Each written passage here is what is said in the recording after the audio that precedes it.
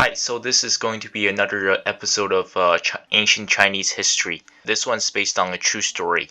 So this is one of the most well-known characters in Chinese history. So her name is Wu Zetian, and obviously the picture that's not her in the picture here. This is portrayed by the popular actress from China, Fan Bingbing.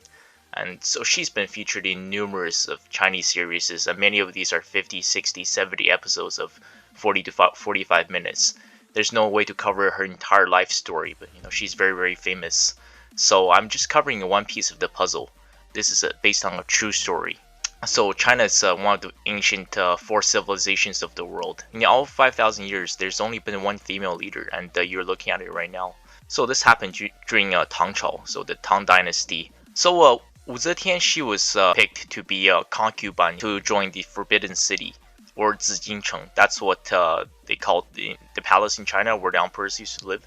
I'm sure you've seen it. Many of you might have gone to tours. So at the age of 14, it sounds very young, but like this is way back then. It was normal at the time. It was also normal for people to die at 30 from natural causes. Her story, she's you can say she's somewhat mischievous, and or in if you want to put it in simpler terms, you can say she's a bit of a slut, because you can see the picture there, the one on the top there, closer to the center of the frame. She was married to the Chinese Emperor Tang Taizong, the one on the top, and so he is the father of the guy at the bottom, the guy whose face is slightly chubbier.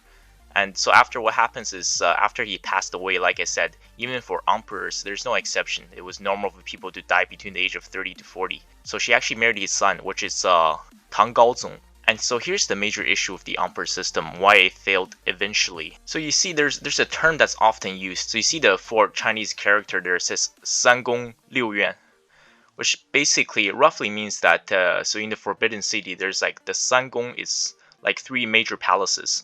This is where the emperors and some of the you can say the emperor's favorites, they will live. And the Liu Yuan, the six like smaller houses, you can say, this is where the rest of the concubines would live. And concubines, to put it in today's terms, they're like your side chicks. These were official, so and they were actually married to the emperor. The saying goes together. It goes 三宫六院72嫔妃. So it was normal back in the days to have 100 plus wives. Sometimes what happens is you get married, you spend one night with the emperor, you get sent to one of the smaller houses, and you're never heard from again. So the competition inside the Forbidden City is very, very extreme, and it has had a very deep and profound impact in Chinese history, because there's the importance of having a son. Because generally what happens is the first choice to become the next emperor will be the firstborn son of the empress. So the competition is so extreme, keeping up with the Kardashians is nothing compared to it.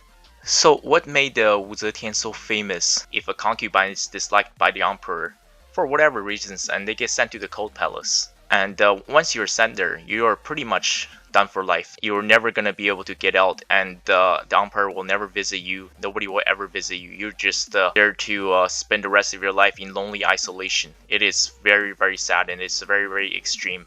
And the Wu Zetian, she really, really wanted attention from the emperor, because she wanted to be in power and to be in control. And she knew she was not the favorite. She was very concerned after her firstborn was a daughter, because, like I said, a daughter has no chance of becoming the emperor, and she wanted to get attention. So in order to get rid of her competitions, one of the most extreme acts was so when her daughter was just a baby. And this, once again, this is a true story. So she smothered her own baby to death. When the baby was crying, she, instead of feeding her, she just covered her mouth and strangled her to death. The baby's scream was muffled because she was using one hand to strangle the baby and the other hand to cover the baby's mouth, so nobody could hear the scream. The favorite concubine of the emperor at the time, Wang, was the last one to see the baby before Wu Zetian murdered her baby. So she used this opportunity to frame her. And there could be some discrepancies here.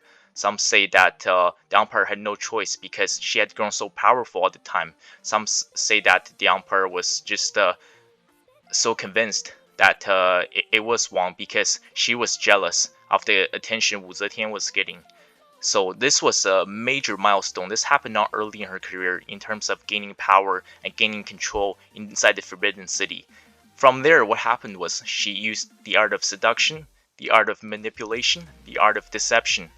She gained control over everybody inside the Forbidden City. Anybody that opposed her was eliminated in one way or another, either executed, forced to drink poison, murdered, everything you can think of. She made sure that there was no possible competition, and she was the one in control. So what happened in the later years is that the emperor, over time, he got very sick, and basically he was just a slave puppet to Wu Zetian. She was the one calling all the shots in the later years.